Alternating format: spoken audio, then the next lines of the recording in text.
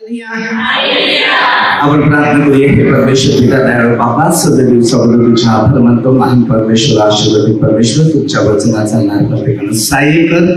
पवित्र आत्म्याच्या दानाने सर्वांना बरोबर कर. ही प्रार्थना मी आमच्या प्रभूच्या नावाने करतो. Hallelujah, hallelujah, hallelujah, hallelujah. इतिहास दुसरा 7 अध्याय वचन 14. इतिहास 7 अध्याय वचन 14. तर माझे नाव ज्यास दिले आहे त्या माझ्या लोकांनी दीन होऊन माझी प्रार्थना केली. ज्याला देवाचं नाव मिळाले त्यांनी नम्र व्हावं, लीन व्हावं आणि देवाची प्रार्थना करावी. आता तुम्हाला नाव दिलेलं आहे का नाही? मग देवाचं ज्याला नाव दिल्यानंतर त्यांनी काय करावं? नम्र बनावं. मग ते 23:12 प्रमाणे आणि देवाची प्रार्थना करावी. देवाची प्रार्थना करायला कोणत्याच मनाला मनाई नाही. परंतु आज जर लोक जर समाजामध्ये जर बघितलं, ते घरोघर फिरतात, त्यांच्यावर जबरदस्ती करतात. प्रार्थनेला या, नाही झालं तर तुम्ही असं होईल, तुम्ही तसं होईल, बप्तिस्मा करा, हे करा, ते करा. कोणाला बायबलची शिस्तच अशी, शिक्षणच असं दिले की कोणाला जबरदस्ती करायची. कोण येऊ का नाही? योहान 6:44 परमेश्वरची इच्छा आकर्षिल्याशिवाय कोणीच कुठल्याही प्रार्थनामध्ये सहभाग घेत. मी त्याच्यावर पोच नका करा. ज्याला यायचंय ते त्याला माहितीये, ज्याला फटका लागते त्याला वाटते पट्टी कशी बांधावी, तो कशाला तुम्ही विचार करत बसला. आणि लोक या शिस्तात गैरशिस्त वापर करतात. तिकडे गेला तर तू स्वर्गात जाईल, इकडे गेला तर तू अधोलोकात जाशील. कुणाही माणसाला काही लोक माझ्या विरुद्ध शिकतात, त्याला पवित्र आत्मा नाही. आता काय बोलायचं कोणाला? की पवित्र आत्मा नाही, सिद्ध करू शकत नाही. पवित्र आत्मा कोणी मनुष्य सिद्ध करू शकत नाही. न कोणत्या भूताचा आत्मा आहे तो त्याला सिद्ध करू शकत नाही. कारण आम्ही सिद्ध करणारी व्यक्ती तो एकच आहे. मग ते 10:23 आत्मा आणि शरीराचा नाश करणारा एक समर्थ त्याला घाबरा.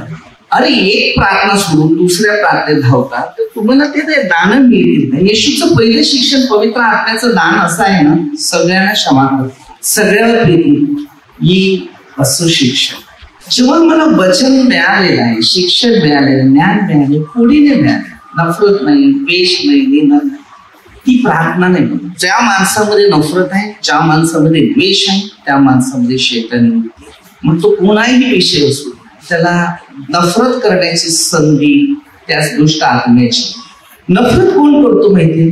ज्याच्यामध्ये देवाचा आत्मा नाही. जागो वचन आणि माझ्या दर्शनाविषयी उत्सुक हो. काय सांगते? माझ्या दर्शनाविषयी उत्सुक हो. ते आपल्या दुष्ट मार्गापासून परावृत्त झाले तर मी स्वर्गातून त्याची विनंती ऐकून काय तो विनंती ऐकतो स्वर्गातून आणि त्यांच्या पापांची तो त्याला. कुणी माणसाला मी या प्रार्थनेत गेला ना, मला वाटते की ती प्रार्थना खराब आहे, तो बघणार आहे. समजलं? ज्या व्यक्तीची जास्त निंदा होते प्रार्थनेमध्ये तो मनुष्य श्रेष्ठ असतो. तो खडकावरचा. लूक 6:46 तो खडकावरचा. मग ते 5 अध्याय 10 पासून सुरुवात दिली 11-12 मध्ये वचन. ज्या माणसाची निंदा नानाची शेळ होईल तो धन्य. जी शैतानी वृत्ती माणसामध्ये कार्य करते ना, तोच फक्त माणसाच्या मनामध्ये नफरत उत्पन्न करतो. कारण येशूने आपल्याला ते शिकवलं नाही. प्रेम, दया, क्षमा आणि शांती शिकवलं. मला बोलतात लोक सगळं तुमच्या विषयी ते बोलतात, बोलू द्या ना त्यांना, त्याचं कर्तव्य त्यांनी पार करावं. म्हणजे माझं कर्तव्य आपल्याला देवाने काय शिकवले ते शिकायचं. मला माणसाचं शिक्षण आवडत नाही, मग ते दास होतं. माणसाच्या बाबतीत सावधान. मी माणसात जास्त भरवसा ठेवत नाही. आपला भरवसा एकच आहे, मनुष्य भिस्त ठेवणारा शापित आहे. आपल्या प्रत्येकाला वचनावर लक्ष द्यायचं आहे. म्हणून मी लोकांना काय सांगतो माहिती का? सोटूच येत आहे, 150 अध्यापर्यंत आहे. पण बुद्धी, ज्ञान आणि शिक्षण, पाप, पुण्य, पवित्रता कशा परिस्थितीचे शिक्षण आहे ना, ते त्याच्यामध्ये शिकायला भेटते. बाकी ते आपले 4 शुभ वर्तमान येशूची ते आहेच, त्याचा प्रश्नच नाही. परंतु हे परमेश्वरी दिलेल्या काही मुद्द्याचा अनुभव आहे. त्याच्यामध्ये अनेक गोष्टी आपल्याला लोकांना शिकण्यासाठी त्या स्तोत्रात दिलेल्या, म्हणून त्यांनी दुःखामध्ये पण स्तोत्र गायलेलं आहे. समजलं? तर येशूने काय सांगितलं? मग ते 5 ते 12 पर्यंत, माझ्या नावामुळे निंदा नालशी तेव्हा धन्य, उड्या मारा, स्वर्गात नाव लिहिलेलं आहे, नाचा, बँड नका वाजव, असं दिलेलं आहे. तेव्हा तुमचं कार्य होईल. निंदा केल्या, नफरत केल्या, द्वेष केल्यावर बाजूला होणार, तिथे सैतान तुम्हाला पळवत आहे. प्रकटीकरण 12:12. मी अगोदर तुम्हाला पहिलं सांगून ठेवलेलं होतं, सैतान आपला काळ थोडा आहे म्हणून तुम्हाला टिकाव देणार. म्हणून मी लोकांना बोलतो, प्रार्थनेत आल्यात ना, तुम्ही देवाशी बोला, माणसाशी बोलू नका, तुमचं नुकसान होईल. त्यासाठी मी लोकांना पहिल्यांदा सावध करतो, कारण मी माझ्या इतक्या वर्षाचे मी अनुभव घेतले. जेवढे माणसाची मैत्री केली तेवढे देवापासून दूर झाले. फायदे कोणाचे झालेले, सगळे नुकसानात पडले, तर काही देवाच्या घरी पण गेले, ते माहिती नाही. तर शिकायचं. मग त्यांच्या देशातून क्लेश नाहीसे करून, त्यांच्या देशाचे जे क्लेश आहेत ते नाहीसे. एजेकिएल 18:20. याचे 18 वचन 20. जो जीवात्मा पाप करील, जो जीवात्मा पाप करेल तोच मरेल. मुलगा बापाच्या पातकाचा भार वाहणार नाही आणि बाप मुलगाच्या पातकाचा भार वाहणार नाही. धार्मिकाला त्याच्या धार्मिकतेचे फळ मिळेल, दुष्टाला त्याच्या दुष्टतेचे फळ मिळेल. हिसाब संपला.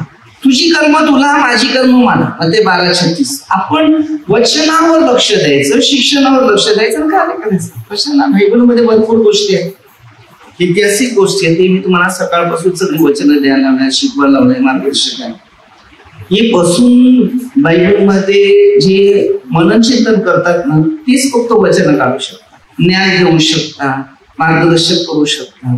साधं नाही. कोणत्याही लोकांचं नफरत, निंदा, द्वेष करून मन जवळून आपल्याला देव तिथे काय बक्षीस पत्र देणार आहे का?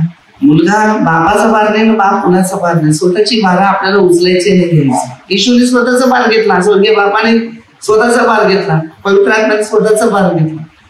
प्रत्येकाला स्वतःचे भार घ्यावे लागतात आणि घेतल्यावरच आपले भार आपल्याला द्यावं लागेल. प्रकटीकरणामध्ये 3:14 ते 20 वचन घे. प्रकटीकरण 3:14. लाउदिकिया येथील मंडळीच्या दूताला लिही, जो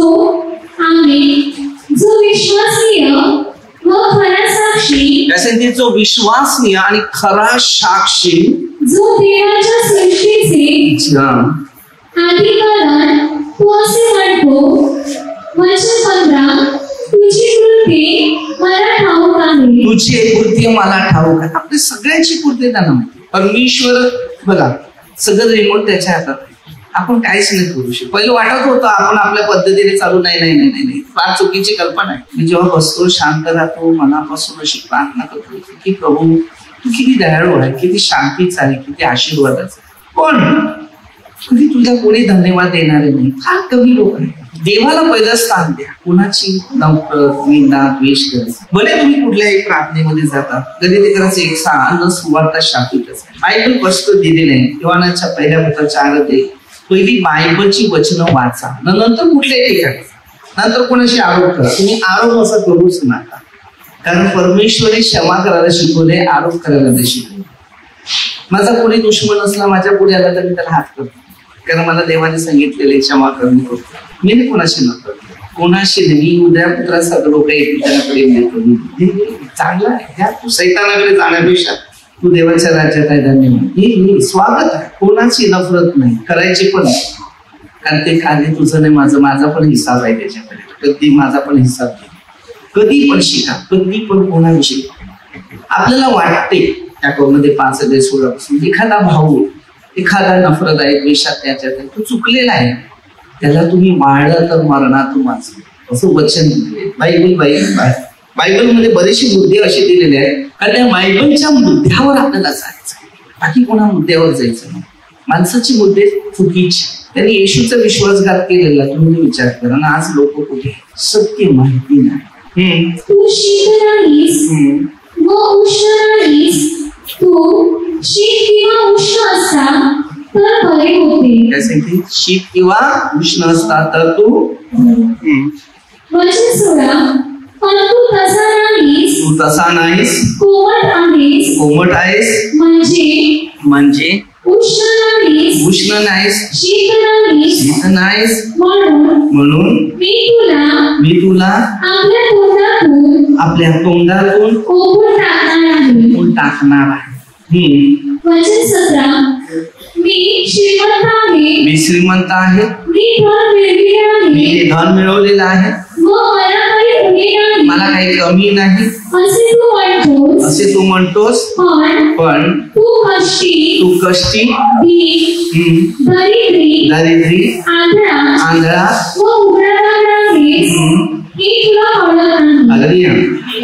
कधी कधी आपल्या धनावर भरवसा ठेवणारा तू असा विचार करतो, तू सांगते काहीच कामाचं नाही.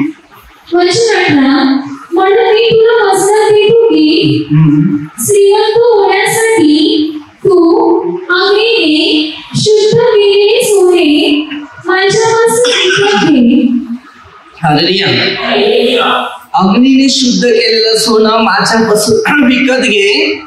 तुझी लज्जास्पद नम्रता दिसण्यात येऊ नये म्हणून नेसावयास शुभ्र वस्त्र विकत घे. दिसाव्या शुभ्र वस्त्र विकत घे. आता तुम्ही विचार करा, शुभ्र वस्त्र आहे ते विकत घेणार. आता शुभ्र जे वस्त्र असते ती नुसतं बाहेर नाही, त्यांनी काय सांगितले, शुभ्र वस्त्र विकत घे. वस्त्र म्हणजे काय, हे शरीर पवित्र. नाही तर आपल्याला मध्ये ते विसर्जन दिले तर आठवते बाहेर साप आहे 2 महिने. वस्त्र सफेद तुम्हाला असलं म्हणून तुम्हाला काय वाटते की तो मनुष्य पवित्र असते. 8 वाटी बाहेर साप आहे 8 महिने, म्हणजे हे शरीर पवित्र. त्या शरीराचे हे वस्त्र आहे ते स्वच्छ. ही वस्त्र आता विकत घेत आहे. कारण ते विकत कसं घ्यायचं आहे, कारण ते कसं पहिल्यापासून 6:19-20 म्हणजे ती येशूने तुम्हाला ना मला विकत घ्या, मग ते विकत घ्यायचं. मग त्यांनी आपल्याला विकत घेतलेलं आहे ना, मग आपण त्याच गोष्टीकडे पुढे जायचं की पवित्रता. विकत कोणाकडे घ्यायला लागेल, फ्री मध्ये रक्ताने, त्यांनी मौनाने आम्हाला विकत घेतलं. आमचं रक्त त्यांनी वाढवलेलं आहे, आम्हाला पवित्रता त्यांनी वाढवलेलं आहे, त्यांनी आम्हाला विकत घेतले. त्याचं हे शरीर आहे. कंदक्रस पहिल्यापर्यंत 30 वर्ष शुभ्र वस्त्र घातलं म्हणून मनुष्य शुभ्र होतं का. आता तुम्ही विचार करा, मत्ते 17 अध्यायामध्ये येशू ख्रिस्त बरोबर मोशेने एलिया जेव्हा होते त्याचं वस्त्र शुभ्र प्रकाश कसे झाले, चकचकीत झालं. कसं ना, पूर्ण प्रकाशित झालं. आपण जी शुभ्र आहे ते येशूच्या द्वारे. म्हणून त्याने कसे नाही, एशियामध्ये 1 अध्याय 15 ते 18 पर्यंत तुमची आगी सारखे पाप जर आगीसारखे लाल असेल तर मी बर्फासारखे शुभ्र करेल. एवढं त्याच्यामध्ये ताकद आहे. शुभ्र बनवतो तो, तर आपल्याला शुभ्र होईल. पाप लाल असली तरी बर्फासारखी शुभ्र होते. तर येशूद्वारे आम्ही शुभ्र होतात. असं नाही तुम्ही वस्त्र किती पांढरे घाला त्याला काय फरक पडते. ते वस्त्र नाही, त्याला आपल्या अंतःकरणाचं शरीराचं वस्त्र सांगितलं. ते पवित्रता, आपली पवित्रता आपल्याला शुद्ध देते आणि त्याच्यातून शुद्ध होतात. त्याचे दाखले आपल्याला समजणार नाही, समजणाऱ्या लोकांनाच ते समजू शकतात. आणि तुला दृष्टी यावी म्हणून डोळ्यात घालण्यास आमचं विकत घे. काय सांगते, चष्मा विकत घ्यायचं म्हणून तुला दृष्टी यावी तर काय विकत घे. आता जर मग ते 20 ते 29 पासून जर वचन घेतला 2 आंधळे होते, मग त्याच्या डोळ्यातल्या अंजीर विकत घेतलं असतं तर काय टाकलं असतं. अंजीर खा, अंजीर घा, काय काय घ्या, बरोबर काय घेते. मग त्याला काय सांगितलं, असं नाही सांगितलं, असं बघा जितक्यावर प्रेम करतो तितक्यांचा निश्चय करून त्याला शिक्षा करीतो. म्हणून आस्था बाळग आणि पश्चाताप. काय सांगितले, आस्था बाळग आणि पश्चाताप. तो आपल्यावर प्रीती करतो, आपल्याला शिक्षाही करतो. इकडे 12 ज्या शिष्यावर प्रेम करतो त्याला शिक्षा आहे. देवाचं प्रेम इथे बघायचं, दुसरं प्रेम नाही बघायचं. देवाने आपल्याला काय पैसे दिले, खायला दिले, वस्तू दिली ते नाहीये. कृत्य काय दिली, चांगली कृती काय देते त्याच्यामध्ये, आणि थोडीशी संकट आली तर बरोबर प्रभू मध्ये राहायचं. मी दाराशी उभा आहे, दार ठोकीत आहे. जर कोणी माझी वाणी ऐकेल, दार उघडे तर मी त्याच्याजवळ आत जाईल, त्याच्याबरोबर जेवील. म्हणजे योहान 15:4, माझ्यात फळ न देणारा तो पाट्याप्रमाणे करतो. तर हे शिक्षण आहे, आणि या शिक्षणावर आपलं लक्ष केंद्रित केलं. सत्य लोकांना माहिती नाही. उत्पत्ती 7:11. त्या काळी देवाच्या दृष्टीने पृथ्वी भ्रष्ट झाली होती, ती जंतुजीवांनी भरली होती. आता त्या काळामध्ये काय होतं, त्या काळामध्ये जी लोक होते, म्हणजे माणसं होती, ती एकदम पापी जीवन जगायला सुरुवात होती.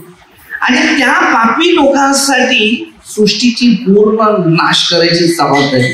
आणि ही जबाबदारी परमेश्वरांनी नोहाच्या हातात दिली की तू सात्विक जीवन जगलं तर यांना तू वाचवू शकतो. मग त्यांनी प्राण्यांना वाचवलं ना, सर्वच्या स्वतःच्या कुटुंबाला वाचवलं.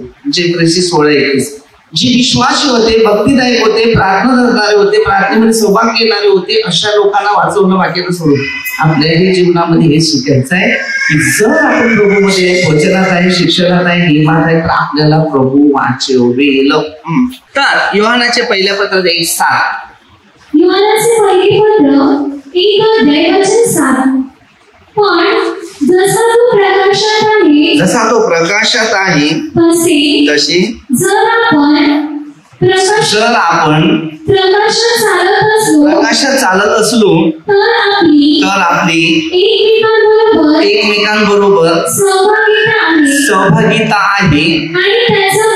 त्याचा पुत्र येशू याचे रक्त आपल्याला सर्व पापापासून शुद्ध करेल, सर्व पापापासून शुद्ध करेल. आज तुम्ही विचार करा, पेत्राचे दुसरा पत्र 3:9, कोणाचा नाश न व्हावा.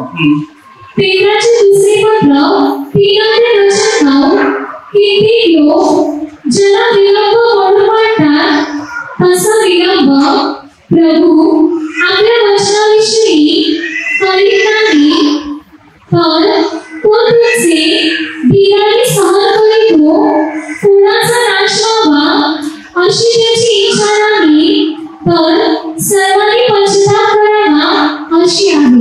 कोणाचा नाश होय देवाची इच्छा नाही. आपण सर्व माणूस चुकतात, पाप होतात आपले, पण आपल्या सगळ्यांना पश्चाताप करतात. म्हणून त्यांनी कोणाचा नाश व्हावा अशी देवाची इच्छा नाही, तर सर्वांनी पश्चाताप करावा ही देवाची इच्छा आहे. याकोब मध्ये 5:7-9.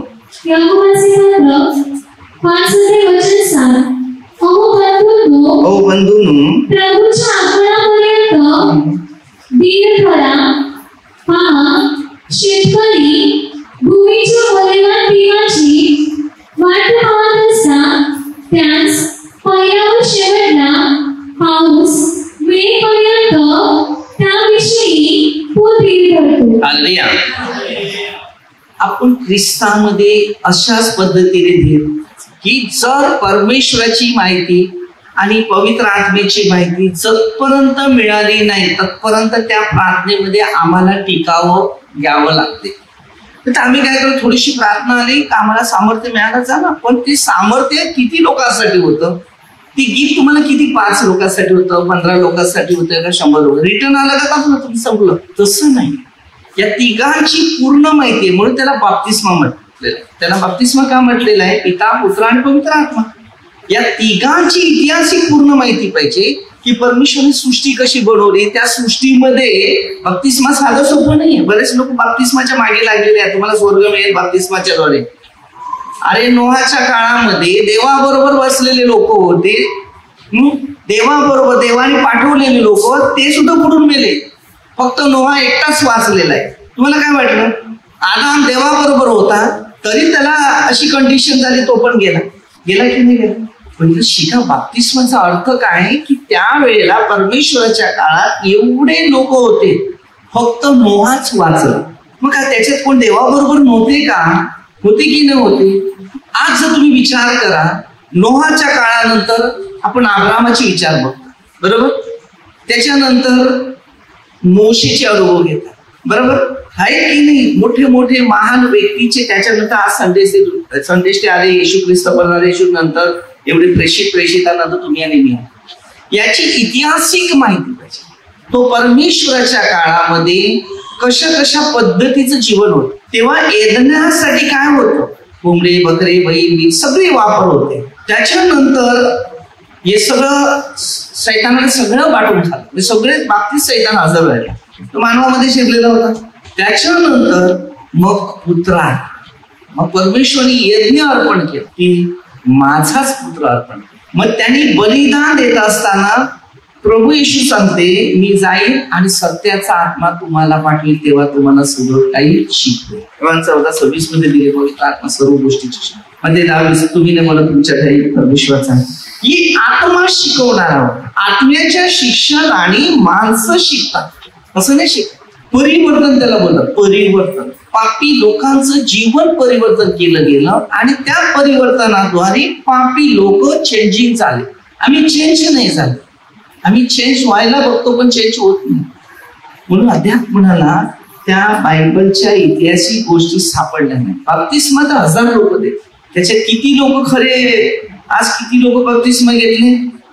परत याच्यात गेले, त्याच्यात गेले, त्याच्यात गेले, इकडे गेले, तिकडे गेले. म्हणून मी त्यांना सांगतो, तुम्ही कागदावर परवासाठी होऊ नका, त्याच्यावर परवासाठी. तुम्ही माणसाच्या सांगण्यावर बाप्तिस्मा घेता. योहान 6:44 पित्याची इच्छा आकर्षिले शिवाय कोणीच पित्याकडे येत.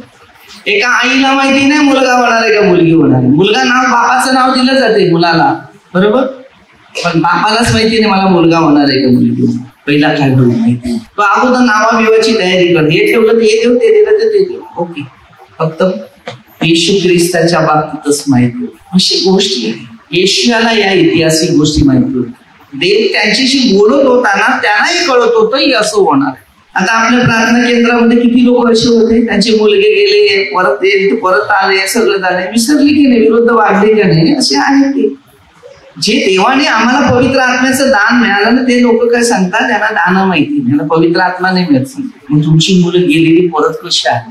तुम्ही कशाला विरोध जाता? ज्या परमेश्वराला सर्व माहिती आहे, देवाच्या विरोध कधी जायचं नाही, कधी नाही जायचं. पवित्र आत्म्याचे निंदा नाही करायचे. मग ते 12:31-32 आपले सगळं ते नका. तो शैतान आपल्या घरात शिरल्यावर आपली कंडिशन खराब करा, कुठेही धावत नाही. शेवटी त्याचं उत्तर देवच आहे. गणितीकरच 1:6 स्वर्गातला देवदूत जरी आला तरी लोक कुठे ना कुठे पडत. मी त्यांना काय सांगतो, तुम्ही जा, प्रार्थना सोडून करून जा, पण कार्य करायला जा. कारण येशूने त्याला पिताच्या, पुत्राच्या, पवित्र आत्म्याच्या नावाने त्यांना बाप्तिस्मा दिला. जतपर्यंत त्यांना दान नाही मिळत तिथपर्यंत त्यांना सांगितलं इकडे राहा. कारण येशूची शिष्य मध्ये 17 अध्यायापासून तुम्ही जर वाचलं 17 पासून, तर भूत काढता नाही आलं त्यांना. हालेलुया.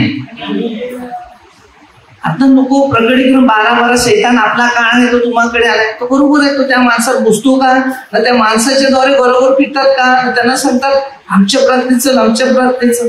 प्रार्थना कोणाच्या नावाची नाही, प्रार्थना परमेश्वराच्या नावाची. तुम्ही कोणाला आणा ज्यांना येशूमध्ये काही अनुभव नाही, माहिती नाही त्यांना. आता मी लोकांना सत्य शिकवतो ना, त्याला मी सरळ सांगतो, बाप्तिस्माच्या मागे लागायचं ना, तुमचं मन परिवर्तनाच्या मागे लागा. मन योहानापासून बाप्तिस्मा सुरू झालेला आहे. तो पश्चातापासाठी आला आणि येशू ख्रिस्त पवित्र आत्म्यासाठी आला. आणि येशूनच पवित्र आत्म्याचे पेंटेकोस्टच्या दिवशी पवित्र आत्म्याचा बाप्तिस्मा दिलेला पाठवलेला आहे तोच. आणि त्याला जन्मभाषण आहे. बायबल वाचणं साधं सोपं नाही. आत्मपरीक्षण करायला त्याला पहिला पवित्र आत्मा. एका कागदावर तुमचा भरवसा नाही, ज्याने तुम्हाला बनवलंय त्याच्यावर भरवसा नाहीये.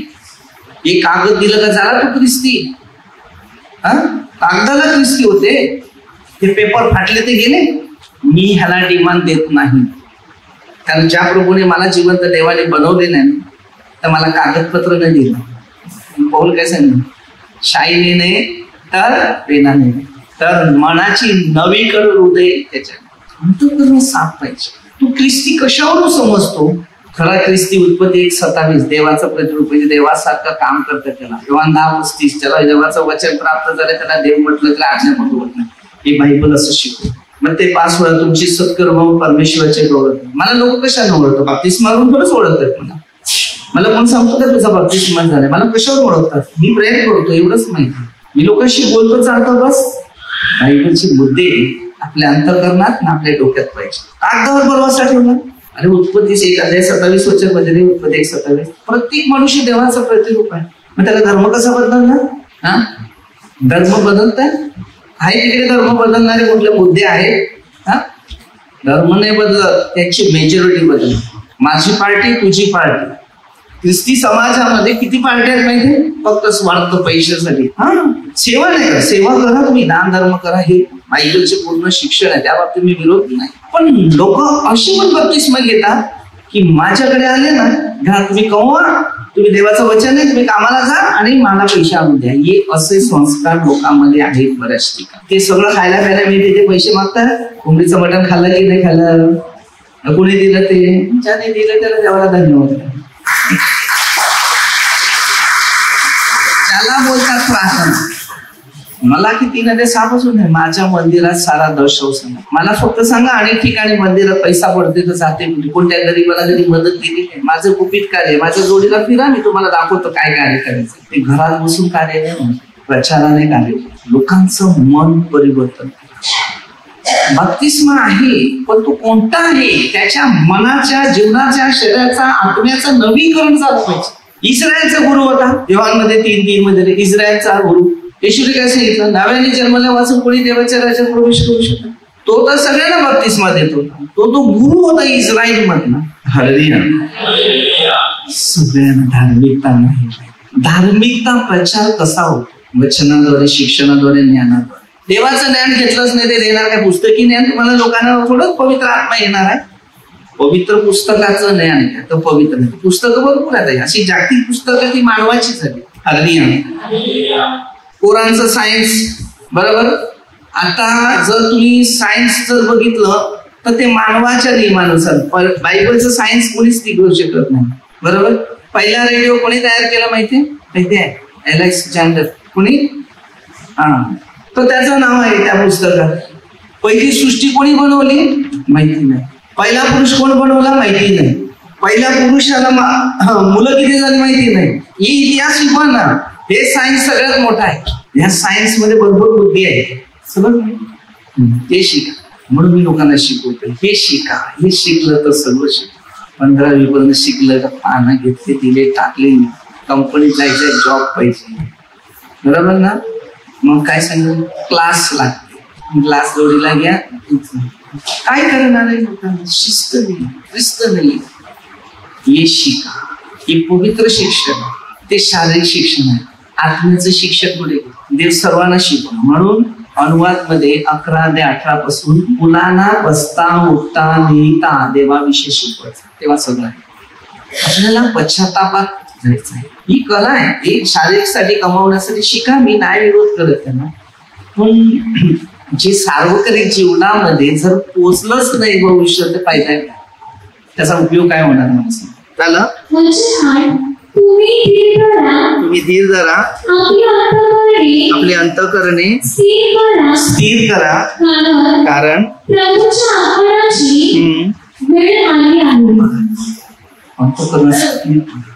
प्रभू येणार आहे. आता तयारीत राहा. बंधूंनो तुम्ही दोषित करू नये म्हणून एकमेकाविषयी कुरकुर करू नका. पहा न्यायाधीश काय सांगते? न्यायाधीश कुरकुर करू नका, शेवटला न्याय मिळणार आपल्याला. मग काय करणार मला सांग. दाराशी तो उभा आहे, त्याच्या पुढे आपण काय करू शकतो? स्तोत्रसेत मध्ये हालेलुया 105 वचन 15.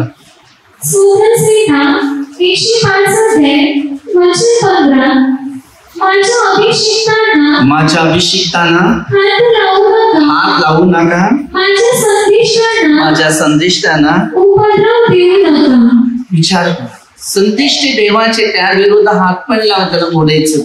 सूत्रसे 91:8.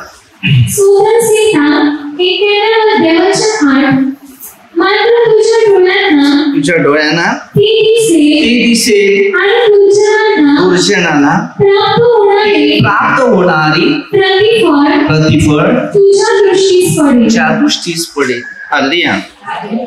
इर्मिया 20:17. आज आपल्या प्रत्येकाला शिकायचं आहे. तुम्ही प्रभू मध्ये आहेत ना, पण ते दुसऱ्यावर येते, तुमच्यावर नाही. तरी परमेश्वर पराक्रमी वीराप्रमाणे तो माझ्या बरोबर आहे, म्हणून माझा छळ करणारे ते ठोकर खातील, ते प्रबळ होणार नाही, ते शहाणपणाने वागले नाही, म्हणून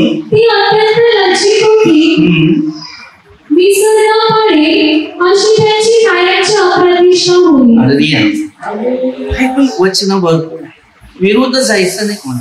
आपल्याला रिटर्न येणार, कारण देवाच्या शिक्षणातच लक्ष द्यावं लागतं. बिगर शिक्षणामध्ये लक्ष देता येत नाही. मला की 4:3.